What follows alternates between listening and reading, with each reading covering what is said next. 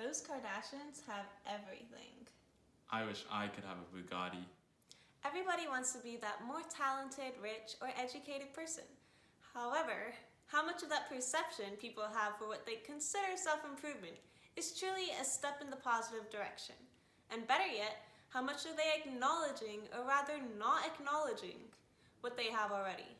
Don't aspire to an image, aspire to a better you. All around us, humans demonstrate traits that might not reflect their true values, meaning that they're trying to project a false identity to appear different than they really are. This can lead to people viewing others who are more affluent as better than themselves, simply because of a difference in social standing or image. Part of the reason people are so caught up in chasing fame instead of working to improve themselves could be because others are doing the exact same thing. A great example of this is the college admissions scandal.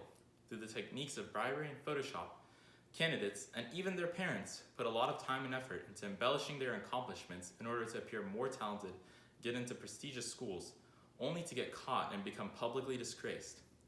Had they instead spent that time studying or practicing a sport, they could have been more successful with actual skills to back up their claims. Growing up in the modern era, social media puts constant pressure on younger people to show off their perfect lives through Instagram rather than investing their time in more rewarding activities. In other instances, people pursue plastic surgery or steroids, often sacrificing their long-term health for a feeling of improvement and instant gratification. Using steroids to appear stronger or buying cosmetic surgery to appear more beautiful reveals the underlying focus on appearance rather than the values behind what truly makes one beautiful or athletic. It's easy to reflect these tendencies in our own lives by going against our better instincts and falsely changing our core qualities for a perceived gain in outward appearance.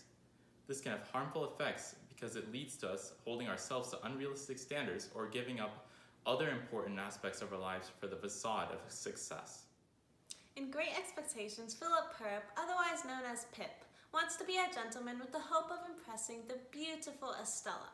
Nothing wrong with that. However, through Pip's journey in becoming a gentleman, he prioritizes money and appearances while becoming ashamed of his upbringing as a simple common man, which leads to him scorning arguably the most pure characters in the book, the very kind-hearted and father figure, Joe Gargery, along with what should have been his love interest, Biddy, a sensible, kind, and intelligent girl, just because they weren't part of the upper class.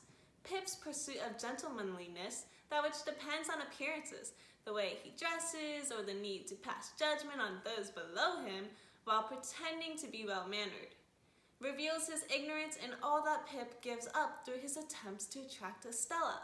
Focusing on image rather than truly improving himself, Pip gives up his values of sincerity, genuine care, and education for the sake of learning.